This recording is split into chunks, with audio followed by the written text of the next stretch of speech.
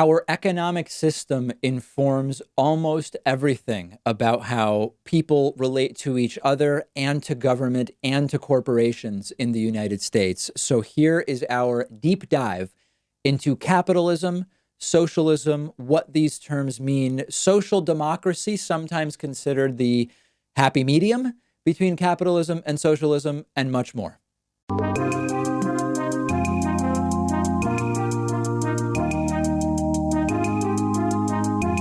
The David Pakman Show at davidpakman.com.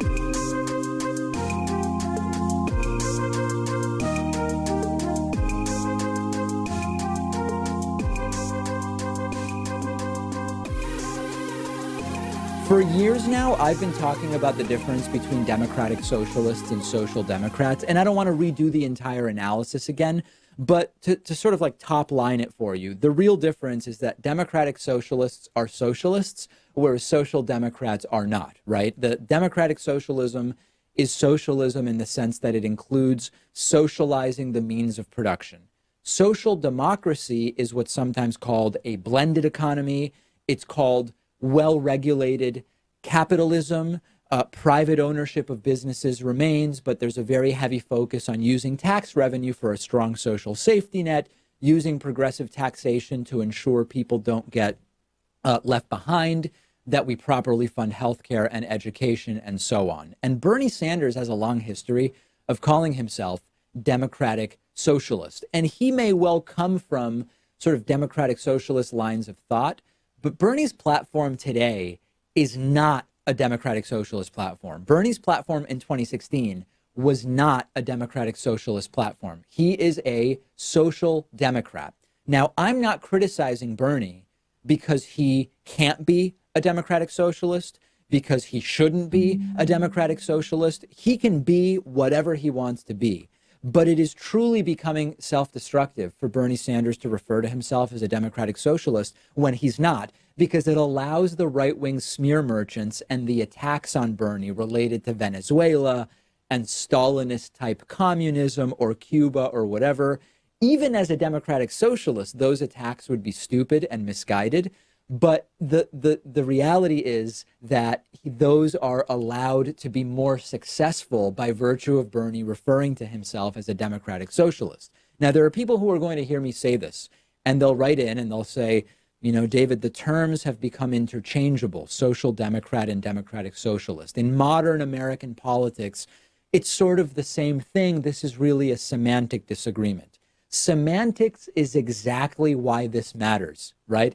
I agree with you. I'm saying there is a hang-up here about socialism and communism. These are politically loaded terms. Nobody benefits from this confusion.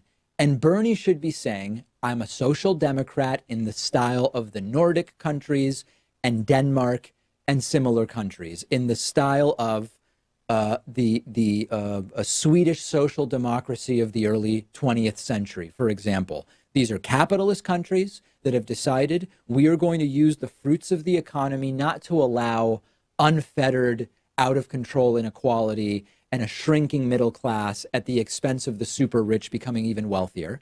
But these are capitalist countries that have said we are going to use the fruits of the economy to make sure that we raise people's standard of living, that we provide health care to everybody, that we properly regulate industry, which does not have an incentive to regulate itself. That's the Bernie platform, right? The platform is social democracy, not democratic socialism. And the only defense of Bernie calling himself a democratic socialist is that the meaning of democratic socialism has changed. And that's not a very good argument, okay? Most people don't know what socialism actually is. They don't know the difference between socialism and communism. They don't know the difference between any of these terms. Let's not make it easier for them to muddy the waters by using the wrong term or misunderstanding what it is that Bernie Sanders is. We have to contend with the reality that we have an unfortunately uninformed, or in most cases, poorly informed society in the United States. Half the country doesn't vote. Most people are totally unaware about basic realities of this sort. Don't make it easier for them to misunderstand what it is that Bernie is doing by using the wrong terms. So here's my request to you. Contact the Bernie campaign, tweet them, go to their website, whatever. Tell them, Bernie, stop saying democratic socialist. Say social democrat. I agree with the platform of social democracy. That's Bernie's platform. Let's use that term. And if you disagree with my analysis, write to me and tell me what's the upside of Bernie calling himself a democratic socialist when he's actually not espousing a democratic socialist platform. I'm actually open to having my mind changed. I posted on Twitter earlier today, at DPakman, what are strong arguments for why Bernie should call himself a democratic socialist, even though he's not? The argument that the meaning of the terms has sort of changed or become muddled or gray, that's a bad argument. I disagree with that argument. But if you have other arguments to make, I want to hear from you. I'm on Twitter at DPakman, and the show is on Twitter at David Pakman Show. Okay, I want to start today with a fact check along similar lines to others that we've done in the past. We have been talking a lot about democratic socialism versus social democracy. And in today's interview, we're actually going to have a conversation about when we say that we have a capitalist system, what version of a capitalist system do we actually have? It's not just unfettered, total free market capitalism. And that's going to be more of a philosophical discussion. But in practice, one of the confusions that has been prevalent among political pundits and people who talk about economics is that Denmark and Norway and Finland and Sweden are not socialist economies. They are mixed economies. They are a well-regulated form of capitalism that has decided to prioritize social welfare programs in terms of funding via taxation, in contrast to other countries like the United States, which have not made those social welfare programs the same type of priority. And there's a graphic that's been spreading virally about Norway, which, number one, calls Norway democratic socialist. That's one issue. And number two, makes a bunch of specific statistical claims comparing and contrasting Norway to the United States, sort of making the case that Norway is a, quote, socialist paradise of some kind. So let's look at the graphic and the comparison. And if you're just listening, I'll tell you a bunch of what's on it. And the graphic claims that in Norway's democratic socialist system, there's a lower poverty rate and a higher life expectancy than in the United States, that infant mortality is lower and there's a lower murder rate and there's less incarceration and a higher GDP per capita, and workers are more protected by unions. The country is happier. They have free health care and free higher education, higher home ownership rate. The minimum wage is a living wage rather than a poverty wage, more vacation, more parental leave, and all with only the slightest increase in tax rate, 38.5% average personal tax rate in Norway versus a 37% average personal tax rate in the United States. Now, if you have a sense of any of these particular metrics, you might see that graphic and realize that some of those don't really sound quite right. The idea of an average tax rate, are we talking about the median? Are we talking about an effective tax rate or a marginal tax rate? There's a lot of stuff in there that doesn't make immediate sense. So when we see a viral image like this, making an argument that Norway is socialist and is better off than the United States in all ways, the first thing you need to do is figure out whether the numbers it presents are correct. Then you need to answer the question about whether Norway is actually socialist. And only once you do that can you really make a sort of qualitative analysis to evaluate the claim that socialist Norway is better off than unfettered capitalist United States. So let's look first at some of the numbers that the image claims. It says, for example, that Norway's poverty rate is 10% and the U.S. poverty rate is 29%. I'm not finding that information. The information I found based on the Census Bureau is that the poverty rate in the United States just a year and a half ago was 12.3%, and that Norway's poverty rate was 4.3%. So that's sort of a question mark. The life expectancy numbers cited, 81 years in Norway and 79 years in the U.S., appear to be correct. Infant mortality is lower in Norway than in the United States, but I'm finding different numbers. The murder rate is lower in Norway than in the United States, with slightly different numbers than the ones that are presented. A problematic one, in my view, is that average personal tax rate number at the bottom of the graph.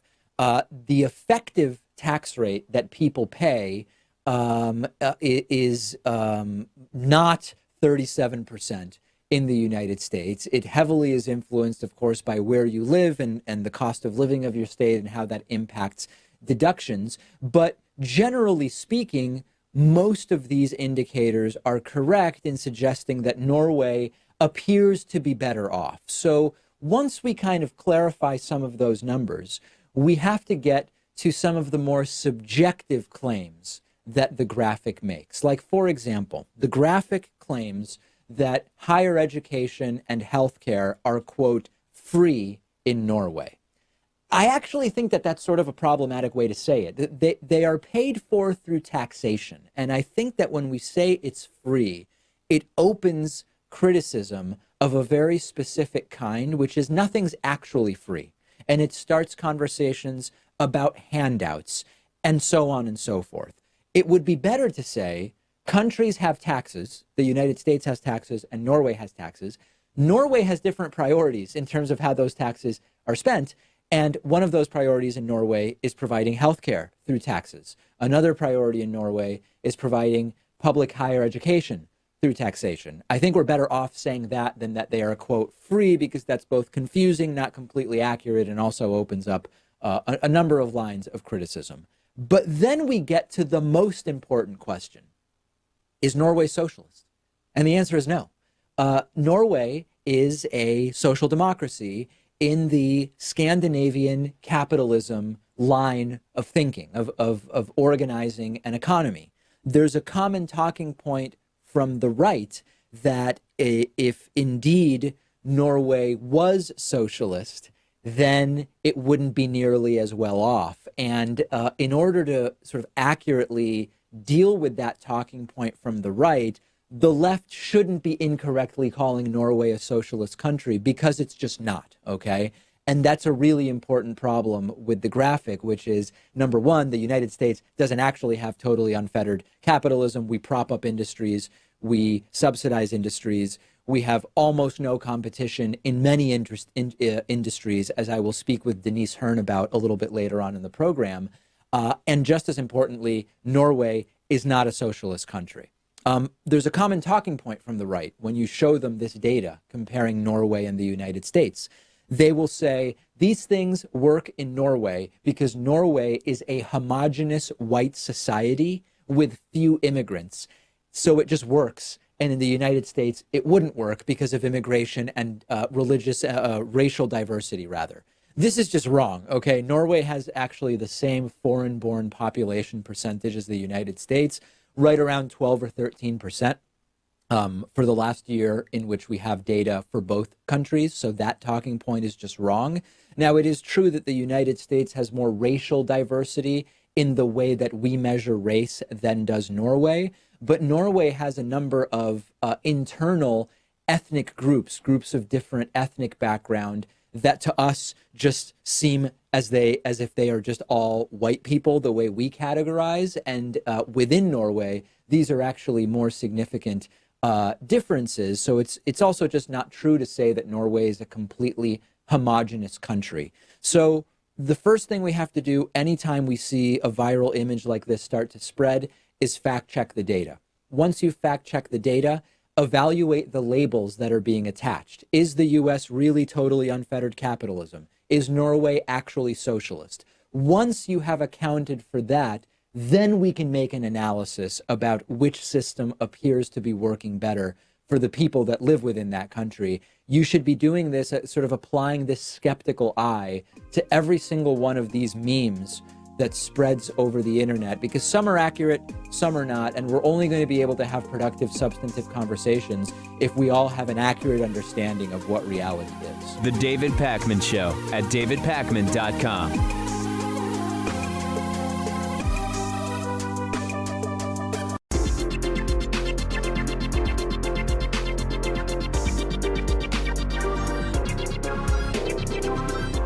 The David Pakman Show at davidpakman.com. Let's talk about socialism, Lewis. We hear allegations of President Obama being socialist. Anytime he wants to put together any kind of policy that helps people, it is called socialism. And it turns out that this is not a new tactic. Republicans have been using socialist as an ad hominem for a really long time. And Matt Karp from the Early Americanists blog actually wrote a really interesting piece which points out very astutely that if you go back to figure out when the word socialism was first used in the congressional record, the first time that an allegation of socialism was made, it was when a North Carolina congressman was using the term socialism to attack opponents of slavery.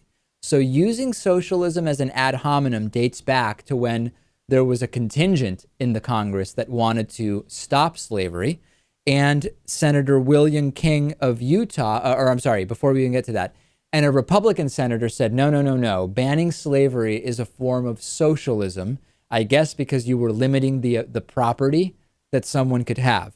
In the early 20th century, Senator William King of Utah argued that banning child labor was a form of socialism. Then FDR wanted to create Social Security, which of course happened.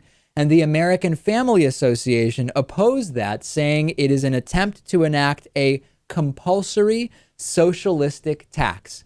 I had no idea, Lewis, that the ad hominems of socialism reached so far back and that they attacked things that are so obvious today. Socialism is not having slaves. Socialism is not having child labor. Wow. Yeah, it seems to be over time kind of an amorphous term. It still has a pretty negative connotation here. In other countries, it does not have that. And should we bring it back? I mean, should we call ourselves socialists? Should we try and take over here? I don't know that that's really a good idea, because when you actually think about what socialism is, I understand conceptually the idea of kind of taking back a word to remove the power that it has. But when the word is very clearly defined and factually wrong, I don't know that you get the same benefit of sort of kind of taking the power back of that word. One other example, President LBJ wanted to enact Medicare. Ronald Reagan appeared in recordings for the AMA Operation Coffee Cup, arguing against Medicare because, quote, one of the traditional methods of imposing statism or socialism on people is by way of medicine. These are completely uncontroversial today, yet they were being called socialist when they were first proposed, just like today we hear that single-payer healthcare would be socialism, that the Affordable Care Act is socialism. And with Obamacare, it's even more absurd, because a program that gives 30 million new customers to for-profit insurers is obviously not socialist. It's a powerful word, and it's been used quite a bit against Obama. I think we need to come up with another word to counter this. I guess using the word itself isn't going to get us very far. Well, we've heard the idea of saying, oh, this is populist. This is for the people, and it is for what the majority of people would want, and that's what it is. It didn't stick, though. It didn't stick. It didn't stick, and I don't know that it's actually that good. So you're right. There needs to be more language, and I feel like George Lakoff would be the guy to kind of be the Frank Luntz of the left and figure out what language should be used. I just don't think enough people pay attention to Lakoff. People don't pay enough attention to language. I think that's one of the big problems.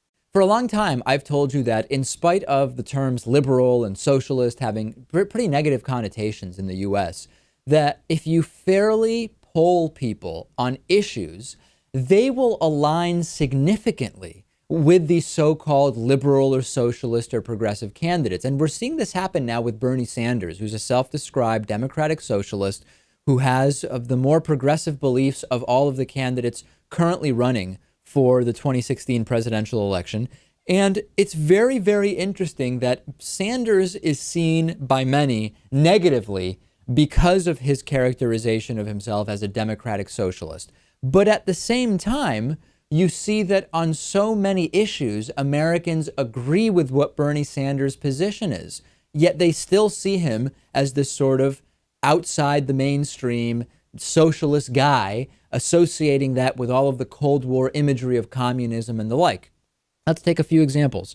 When you ask Americans whether they believe that the economic system unfairly favors the rich, 60% agree with Bernie Sanders on that. 2/3 of the American public believe that the rich pay too little in taxes. 2/3. You won't see that represented amongst our elected officials. You won't see a 2/3 representation of that amongst the candidates for president for 2016. And even when you ask people about young people, about their opinion with regards to socialism, that is more positive than it has been in the past. 49% of 18 to 29-year-olds now have a positive view of socialism, 2 points higher than the 47% that have a positive view of capitalism. We've talked about other issues as well. 2/3 think that CEO pay is too high. More than 2/3 believe that the government has a responsibility to provide some basic level of health care to everybody, regardless of ability to pay. Now, if you go and you say, hey, do you support a government takeover of health care? No, you're not going to get a 2/3 majority if you ask it that way. When you simply ask the facts of the matter, does the government have a basic duty to provide a simple level of health care to everybody, whether they can afford it or not? Overwhelmingly, the answer is yes. More than 50% of Americans now saying that at minimum civil unions, if not full gay marriage, should be legal. For the first time in a long time, since Roe v. Wade, last year I believe it was, or maybe the year before, a majority of Americans believing that abortion should be legal in most cases. This is a very progressive country when pulled fairly on the issues, Lewis, but when they get it all wrapped up in the propaganda and ad hominems of terms like socialist, things change very quickly. And the right has done a great job at using language to confuse people. So I think it's clear what Bernie Sanders has to do. The way he has to run his campaign, he somehow has to get this message across that he believes the same thing that you believe. But how does he tell you that? Okay, let's get into audience questions for the week. First question today. Hey, David, could the United States ever actually become a truly socialist or communist country?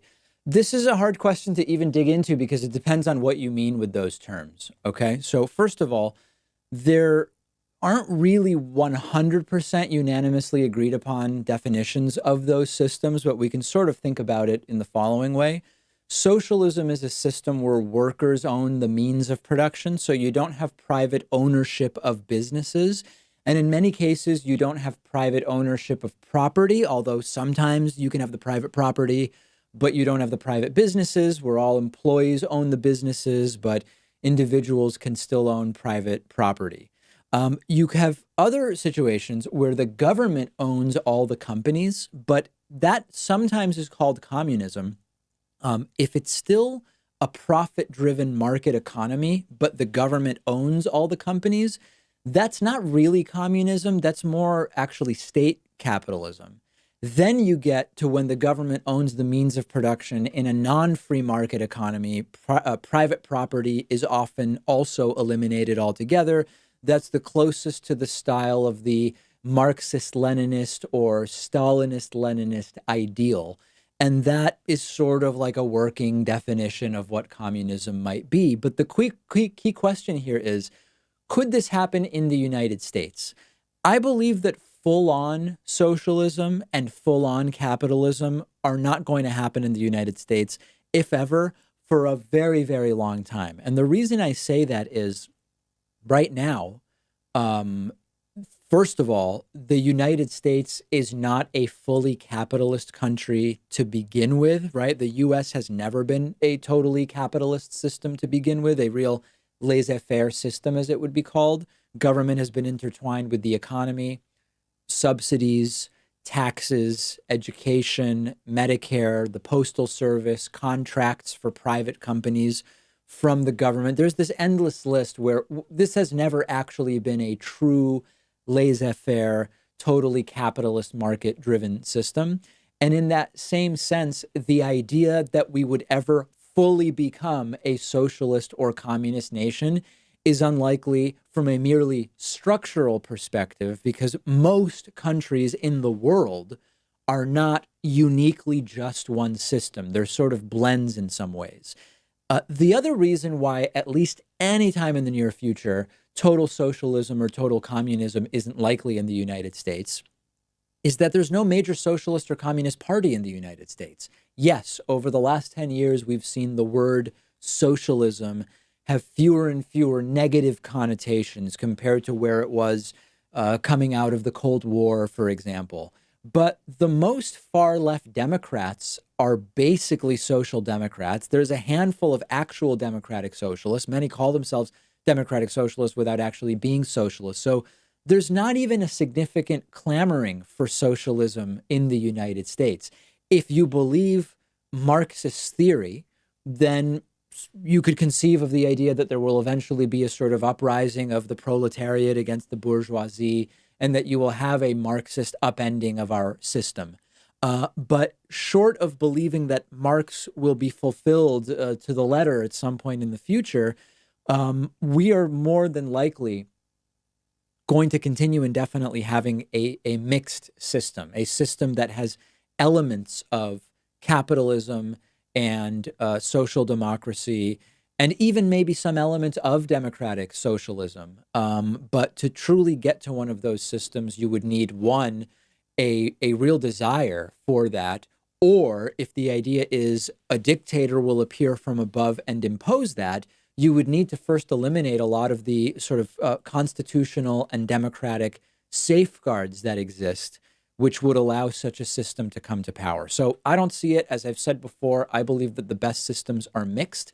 Full-fledged capitalism is a disaster. Stalinist Leninism is a disaster. Authoritarian police states are bad. I believe that very well-regulated capitalism with a significant floor so that people don't fall below, and significant spending on socially democratic programs is the way forward. The David Pakman Show at davidpakman.com.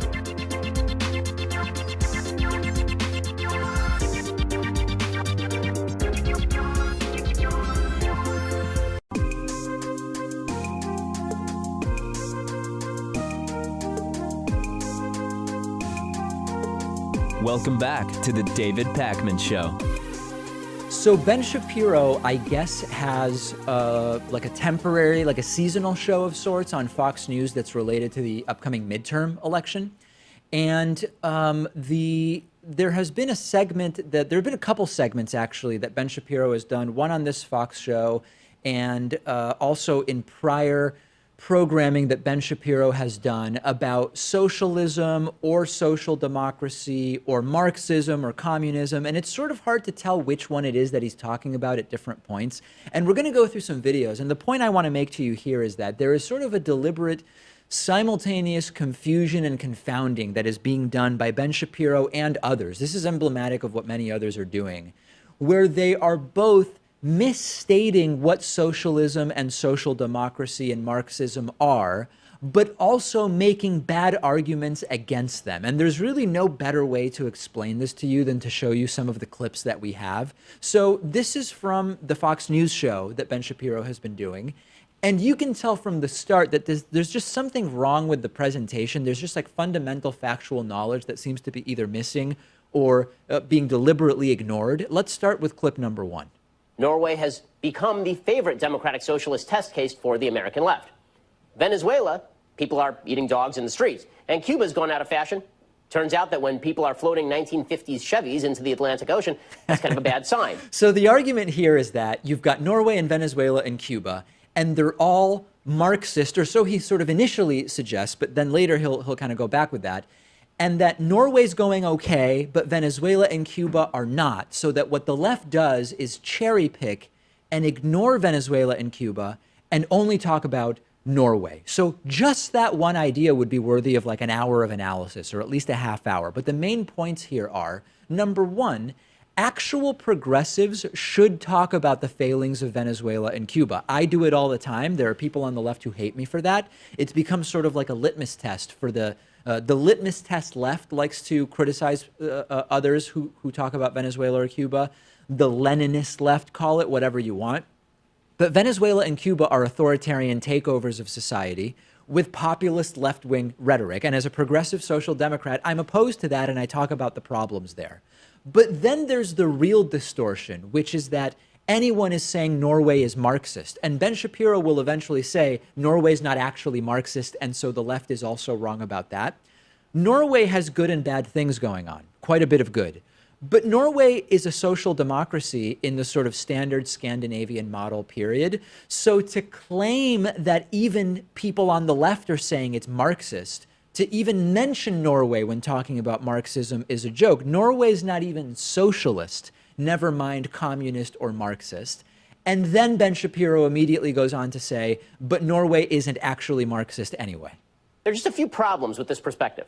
First off, Norway isn't socialist. It's a capitalist country burdened with massively expensive socialist redistribution programs. Okay, so in the first clip, he says Marxist, and now he says it's not actually socialist. That's obvious, right? I don't talk to any serious people on the left who say that Norway is an example of a socialist success or a communist success or a Marxist success. It's a social democracy. It's capitalism, right? And that is a fundamental distortion here. He also has talked about actual social democracy, democratic socialism, and some of these same confusions exist. Let's look at another clip. Now, let's talk for a second about the appeal of democratic socialism, because what you hear from the left is that democratic socialism is what exists in places like Denmark and Sweden. That is real socialism. There's only one problem. None of this is true. Nima Sanandanji, who writes for The Stream, he has a very good piece about myths regarding Nordic socialism. He's an author and researcher. He holds a PhD from the Royal Institute of Technology in Sweden and conducted research at the University of Cambridge. And he has a great piece about why it is that so many people think that democratic socialist republics are the ones that are really succeeding, when in reality they're succeeding in spite of their socialism. So here's what he says. The success of Nordic countries is based on the fact that historically they have relied on free markets and protection of private property. The only exception is a short period in Sweden wherein socialist policies crippled growth and job creation.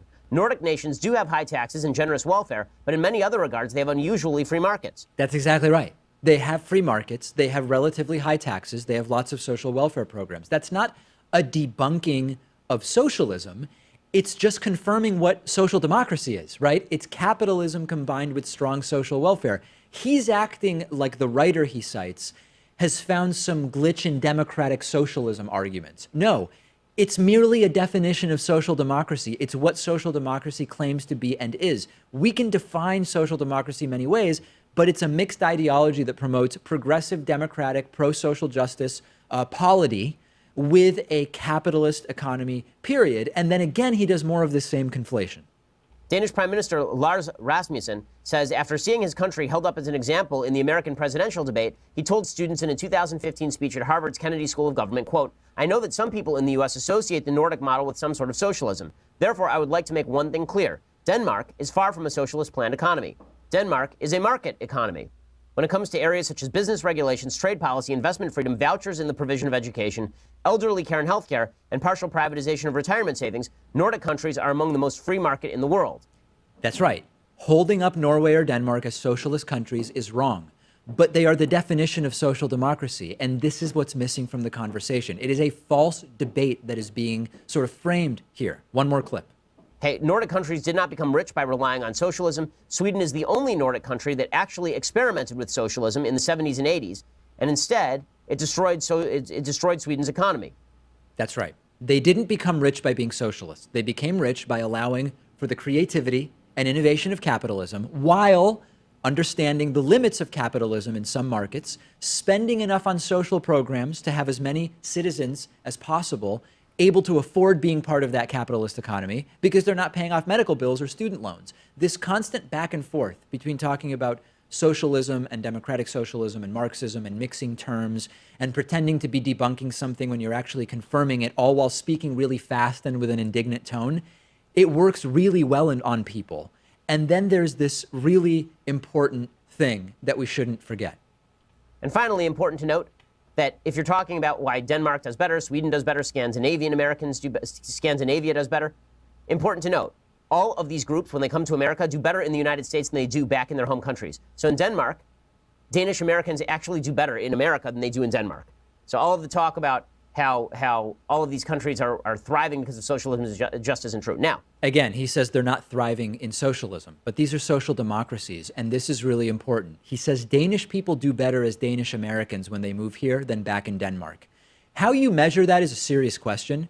And what does it mean to even do better? They have a higher salary here? Because if that's the argument, you've got to add in, when you calculate their Danish salary, the healthcare and the education that they get in Denmark. That needs to be added to their Danish salary if you really want to compare.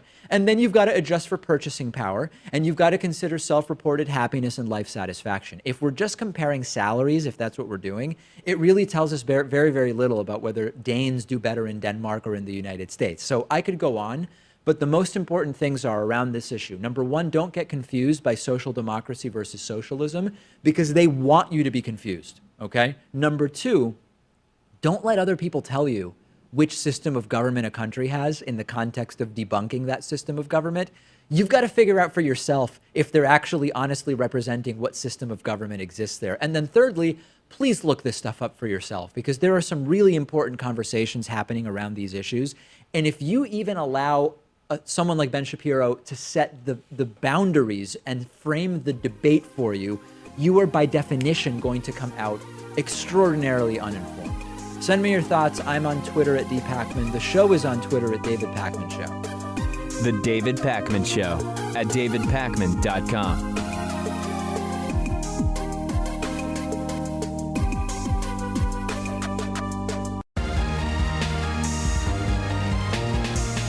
The David Pakman Show at davidpakman.com.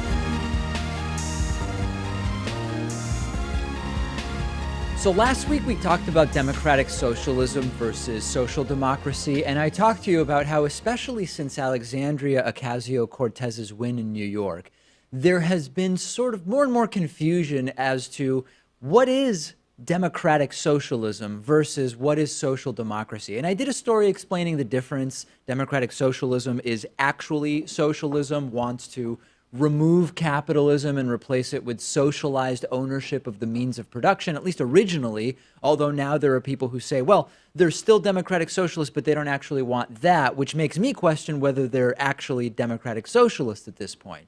And then on the other hand, we talked about social democracy, which is a progressive movement that wants to work within a market economy, within capitalism, and make it more of what I call a socially guided market economy. And the difference is massive, and the confusion between these two systems is very, very problematic. And the top response that I got from people in the audience was, I mean, of course, other than trolling, was, what's your position, David? And I've mentioned before that I'm not a socialist. I'm a social democrat in the sort of Nordic or Swedish tradition. And today I'm going to explain to you why I am not a socialist. And I'm happy to do this. It's something that's been an area of study for me since undergraduate and even including in graduate school. And I'm going to start sort of at the end, and then we'll walk through it.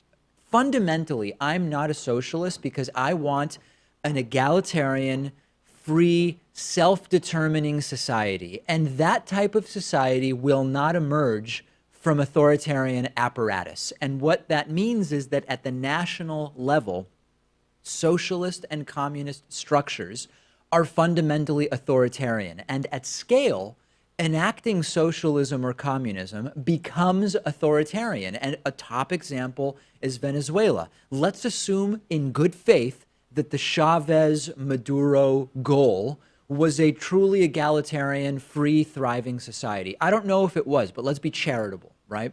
And they really did want that as the end goal. When you put aside the populist, collectivist rhetoric of that regime, the Venezuelan regime is an authoritarian imposition of government without all sorts of freedoms, lacking in press freedom, lacking in judicial freedom. It's a long list, and I'm opposed to it. And whatever their intentions were, their imposition of those intentions in this authoritarian way has led to absolute disaster. And some socialists, Leninists, will say that the opposition to the Venezuelan regime is American AstroTurf, or that the replacement to Maduro might be worse. Step back for a second. An authoritarian apparatus will not lead to an egalitarian, self-determining society, period. But before we get to all of the conclusions, we need to talk about what we mean when we say socialism or communism. When did it start? What does it actually mean? So for our conversation today, when I talk about socialism, I'm talking about modern socialism and communism in the tradition of the 19th century. And if you go back to our Socialism Has Never Worked debunked video, we mentioned older societies and sort of collectivist iterations of economic arrangements. But for today, we're talking about modern socialist theory. And that dates back roughly to about the 1800s. And there are three main lines of socialist theory. Almost no one who likes to talk about socialism on the internet actually knows about this stuff. This is really important. This is the nuts and bolts. First, you had the utopians in the 19th century. These are people like Saint-Simon, Fourier, and Owen. And their idea was that there would be the development of these collectivist, egalitarian, sort of perfect, as the name utopian implies, societies, sometimes in isolated enclaves, and they would eventually spread. And I actually do believe that individually they can work, but once you say this is the system for the country, it becomes authoritarian in its implementation. You'll develop conflicts between these utopian enclaves, but as usual, there was some good stuff proposed there, okay? Their theory applied to an individual company or a commune or a village. It's actually a pretty good idea.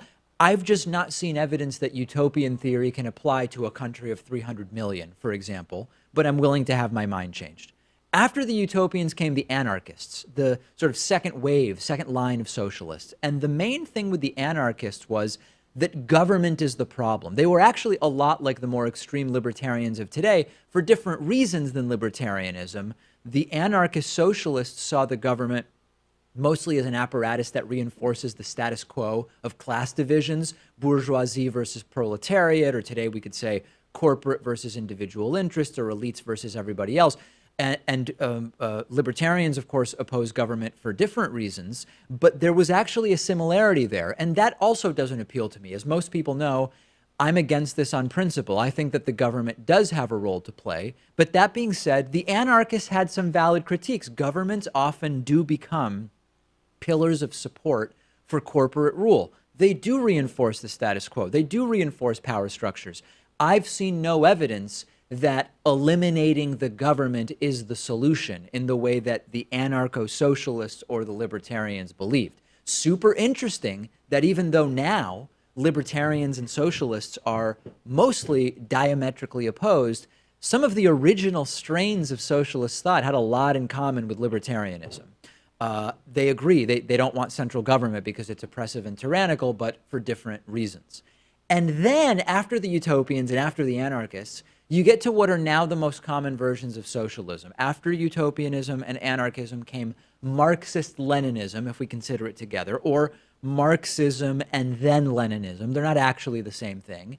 And there, once again, there is stuff of value. If people could realize that many of the critiques made by socialism are actually really good, we'd be much better off. Some of the solutions they propose have only elements of good ideas, and in Marxism, it's the labor theory of value. Extraordinarily brilliant analysis of how capitalism works, which basically pointed out that you have fixed costs, like if you're going to make a product, if you're going to make computers, for example, you've got your fixed material costs, you've got the factory, you need to buy the semiconductors, all of that stuff. And then you bring in workers and you pay them something with the idea that they add more than that to the total value, and that's surplus value. You might have in a $100 computer, $50 of parts, and then $50 of added value. If you can pay the worker $30 to add $50 of value, you've created $20 of surplus value. This is a great analysis. This is an absolutely accurate analysis. The problem is I don't believe the ultimate solution to that identification is the end stage of capitalism with a Marxist revolution. That's not what I see as the long-term solution. So again, utopianism. I don't think it would work at the country level, but for individual companies or communes, I think it's actually a great idea to organize co-ops and shared ownership. Great. That has worked. We can apply it to healthcare. We can apply it to education. I don't see that as the solution to all of society. Anarchism, skeptical of government. Government has become a tool of the elites in many ways. We see it in the United States with Democrats and Republicans using government as a way to maintain the status quo. It's a good critique.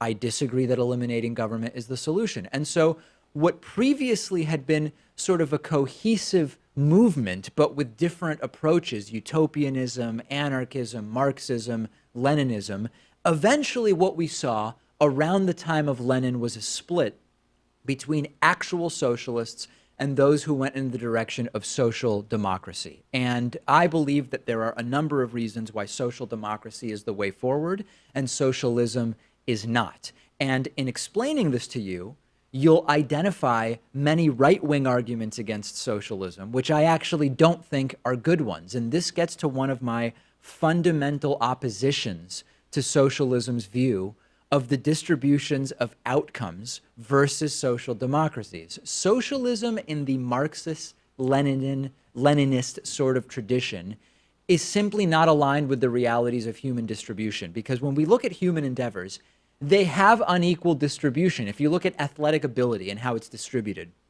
if you look at linguistic proficiency, if you look at business success, if you look at human height, human weight, it's all distributed on a curve. And on the one hand, where socialism wants to level out the distribution in a way that I've not seen evidence can actually be achieved without significant downsides, what social democracy wants to do is tweak that distribution, lower the absolute top, raise the bottom a little bit, and then reduce the gap between the very bottom and the very top. You're sort of leveling it out. You're raising the mean and reducing the difference between top and bottom. I think it's important to look at Sweden as an example. The right hates looking at Sweden.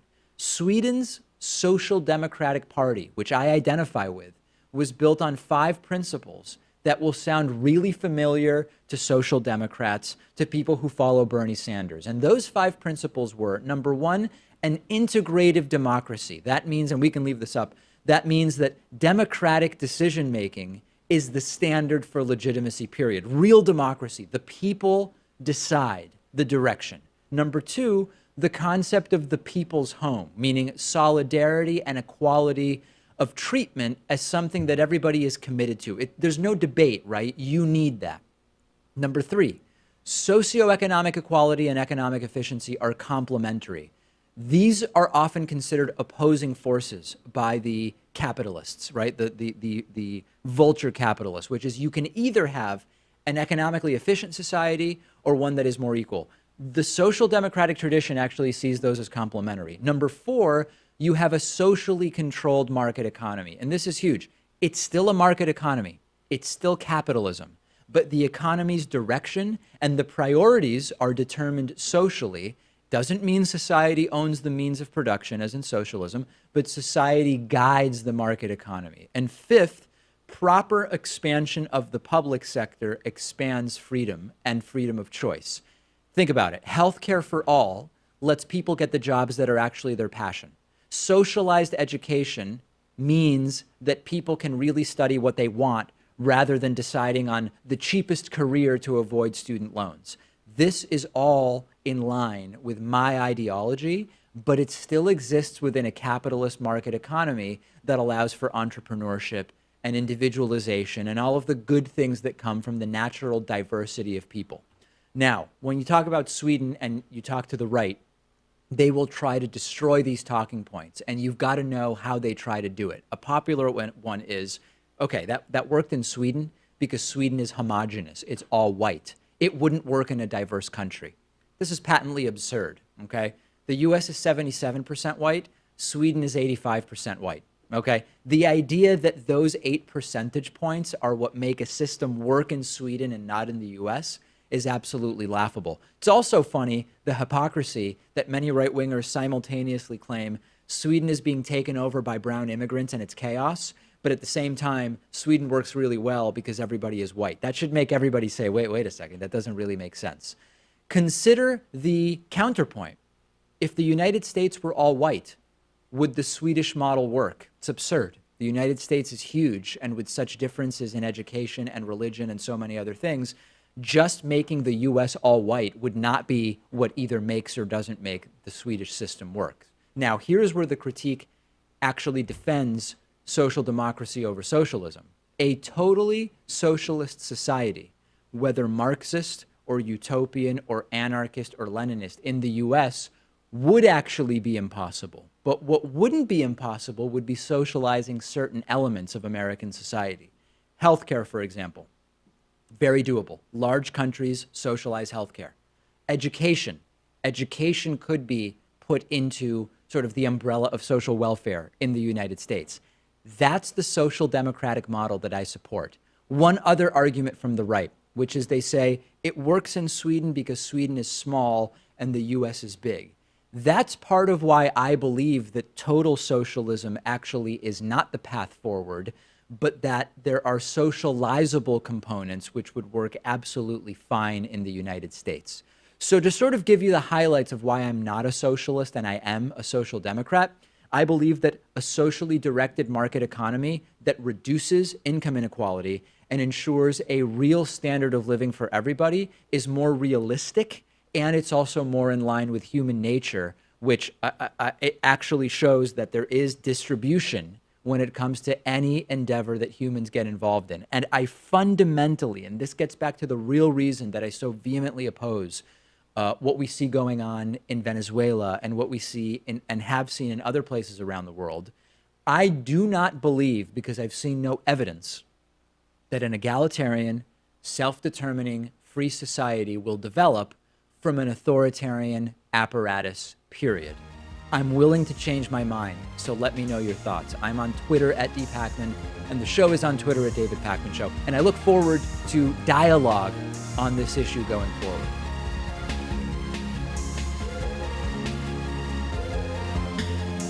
The David Pakman Show at davidpakman.com.